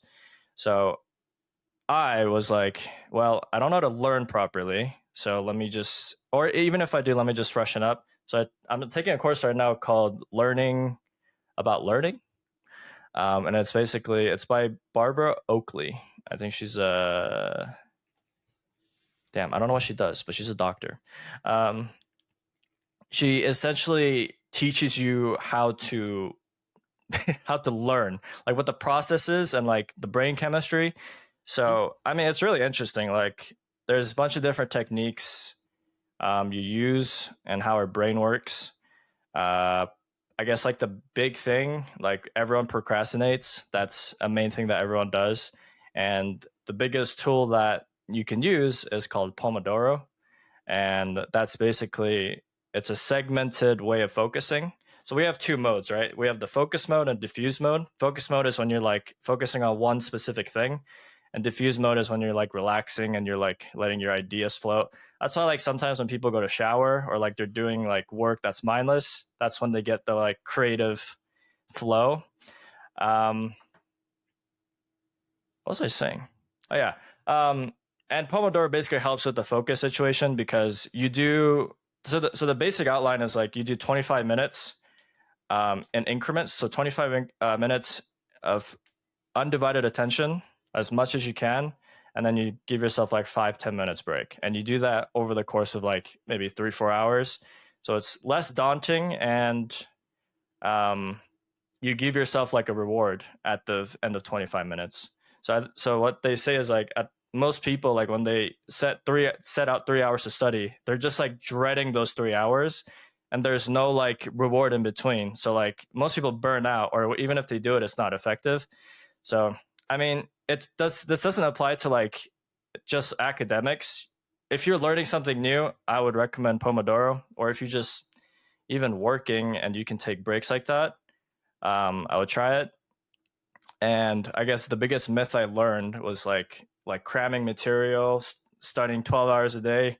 It's not very effective. There's only like so much we can learn in each day before it becomes counterproductive. And that's something I learned here, because I used to cram everything and study for hours on end. And now I know it's just the most ineffective thing that you can do. So, I mean, now I'm putting that into practice. So why I'm learning this is because I started learning coding to become like a front-end developer, software developer. I watched some videos and guidelines on roadmaps. And pretty much, I mean, if you put the time and effort in within 4 or 5, 6 months, maybe to a year, you can find a decent job. So, and it's fun. And Where are you learning how to code? It's called freecodecamp.org. They have a lot of curriculums. They're all free, and each, I guess, segment that you do, they give you a certificate, and it's around 300 hours worth per curriculum. And I'm learning web design right now with HTML code. Mm-hmm. And it's good. I mean, it's fun, honestly. They give you like step by step what to do. They explain things, and it's free. So I'm gonna bookmark that.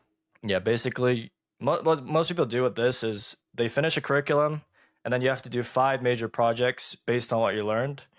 And then after that, they go and do their solo projects, and then they start like applying to places that, because then you have all the, I guess, portfolio. Yeah. But I mean, it's been nice navigating, because I mean, I've been talking to Ravine in the back, and he knows a lot about coding. So that's it, dude. Cross niche. So I'd recommend Learn How to Learn. It's like a 15-hour course. Like you can do it in a week if you want. You can. They recommended to do it within 4 weeks. You have to pay for that one? No, it's free. So the only time you pay is when you want a certificate at the end of the course. So it's like $60, $50. I don't need a certificate for learning how to learn because I'm not going to use that anywhere. But so I'm just getting the course, and that's nice. There's like open forums so you can talk to like other students. There's like 10, 20,000 people. So it's nice. I recommend it. If you're struggling to learn, procrastination, all that good stuff, it gives you like a different outlook on studying. Okay. Nice. Yeah, dude. My brain hurts. Yeah, I need to do that. I want to learn code too. It's pretty fun, honestly. Like, it's really daunting in the beginning, just the idea of it. But I mean, they explain it super well. You just have to write down notes on like what you need to remember. Mm-hmm. And I guess it depends on what you want to learn as well. I started with HTML, but you can start with like JavaScript. I mean, I should probably start with HTML as well. But yeah, I think most people start HTML because it's easy and it's web development. That I've actually created a website before. Oh shit! Yeah, dude. It's actually the one thing that I mean, obviously I don't remember how to do it now, but it was the one thing that I did learn at the Art Institute. Yeah. So, I mean, yeah, going to the Art Institute, I don't know if I ever said this on podcast, but I originally wanted to go there for media arts and animation, because I wanted to be able. Well, my goal, like my dream, was to create my own video game. That's always been my goal. Yeah, create my own video game, and or to at least make a video game. So after I graduated high school, I didn't know where I wanted to go. I really didn't make a plan. And my mom was like, "Well, there's a place that's literally." My mom lived in an apartment complex, and right down the road was the Art Institute of Austin. And she was like, "Well, the Art Institute's there, and nice. You know, we can get you to go. You can go there, and you can, you know, apply to go to a video game, make video games and stuff like that." And I was like, and she basically signed me up, and I just said, I guess, you know, I had no plan where to go. And so I ended up going to the Art Institute. They had me create a portfolio. So they had me draw a bunch of stuff. And then I sent it to them, and they're like, well, your portfolio is not good enough, so we're not going to put you in media arts and animation. Which you would think they would just put me in media arts and animation so I can learn media arts and animation and build up my portfolio. They did. They put me in graphic design.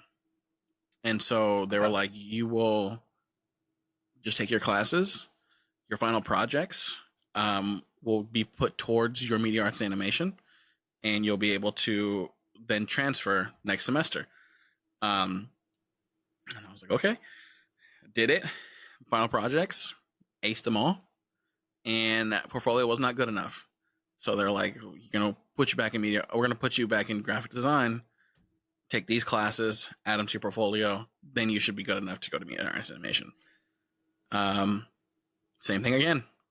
And then it got to the point to where teachers were leaving and new teachers were coming in, and they were given the curriculum on what to teach. And I was learning the exact same stuff that I learned previously in my other classes. So basically I'm taking new classes, but learning the same stuff. And supposedly this is supposed to help me get into media arts animation. It never did. And it got to the point to where I felt like I was just getting the runaround. Teachers were leaving. And it's just like they were there for 3 months and they weren't getting paid enough. And so they left. And so it's like, how am I going to learn anything if I'm having to like start over with new teachers? I did learn how to code though, or at least make a website.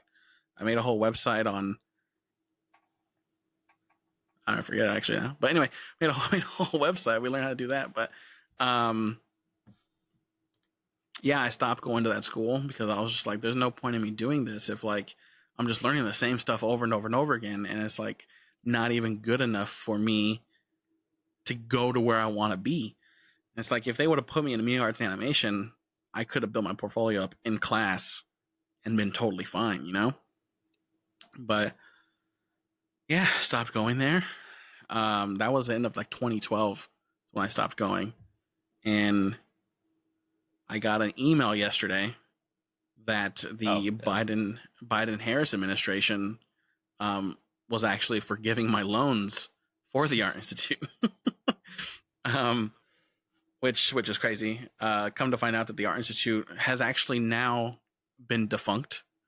They were actually purchased by Education Management Corporation, their parent company, and they basically closed down all the art institutes in the United States.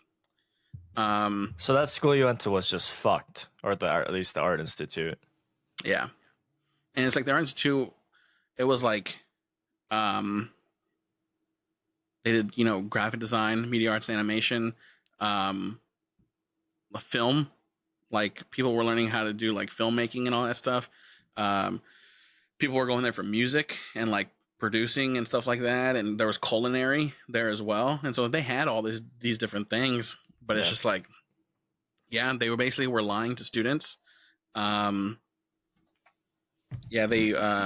reason why the Biden-Harris administration approved $6.1 billion in student loan discharge, 317,000 kids went to those schools and they were lied to.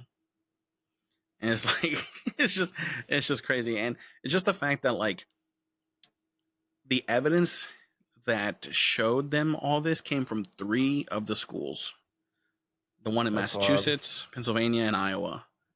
And it's like they found evidence from 3 schools and was like, you know what? All of them.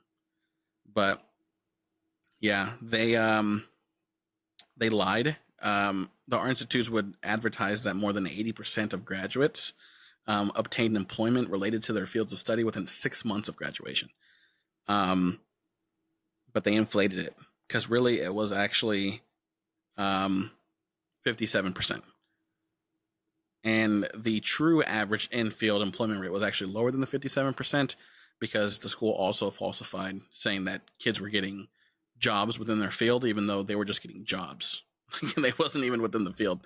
Getting a job in that industry after graduation is probably like one of the hardest things. Graphic design? Hell yeah, it is. That's too competitive. And it's all just freelancing. So it's like... Yeah, so that's not... Okay. There was that. I don't know if you guys know who Serena Williams is. Yeah. She's the famous tennis player. Yeah. So they would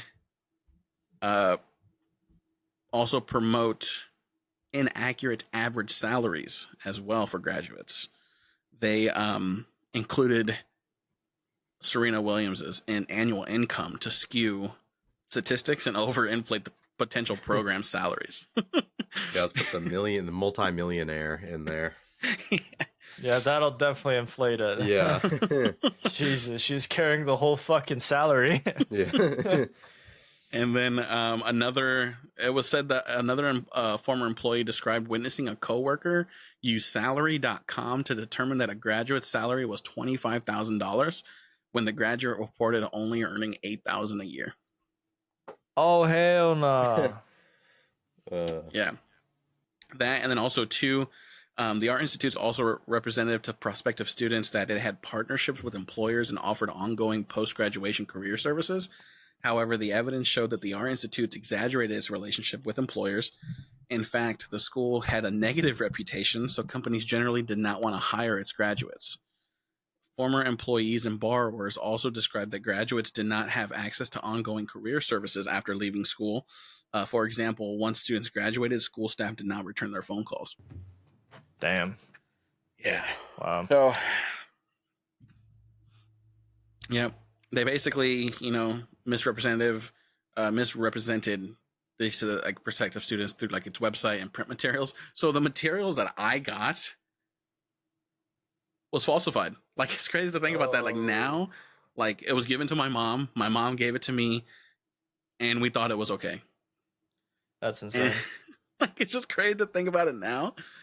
And yeah, it says the school's misconduct harmed borrowers by burdening them with high amounts of debt without the advertised employment opportunities of salaries necessary to pay.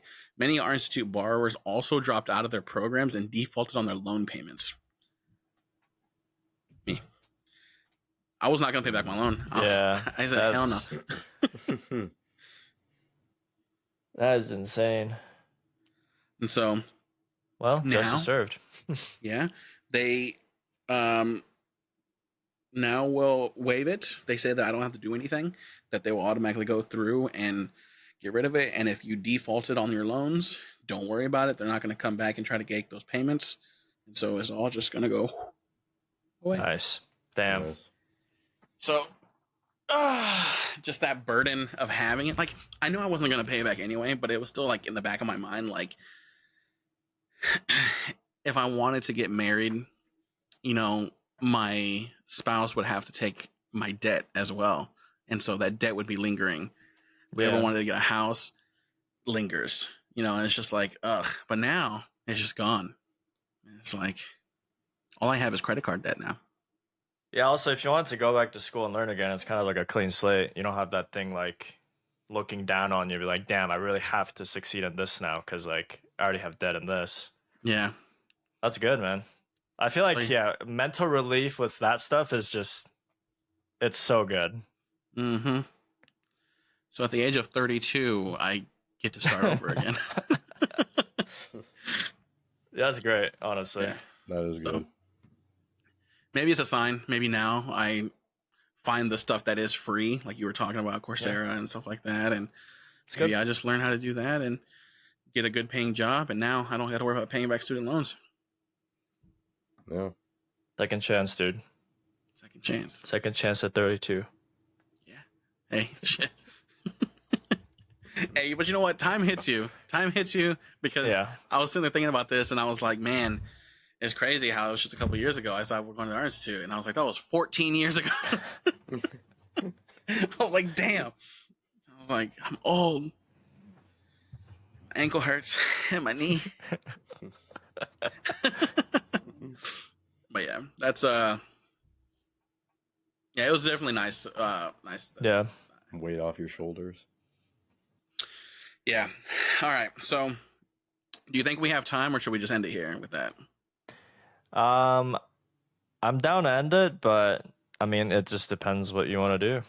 Well, we only have one thing left, and that is if you guys think that the music is good or not, if it's a banger or if it's not a banger.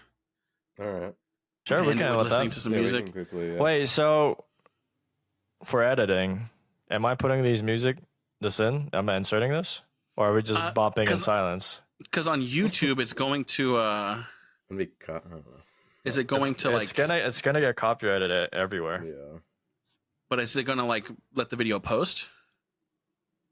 No, they're gonna ask you to take that part out. Okay. They're gonna flag it and they're gonna be like, "Hey, you need to take this audio portion out, or we're gonna mute it." We could just say could you say the name of the song and then just I don't know. Or I mean, I mean, you can just edit it out. Maybe just make a TikTok on it. Yeah, I could do that. If you want. Here, why don't we outro this and we could start a separate recording so I can make sure it's not edited. So just someone take us out. Oh, did I take us in today? Took us in. Yeah. Oh fuck. All right, guys. It's been a good one. Thank you for listening. Be on the lookout for a potential reaction video. Wow,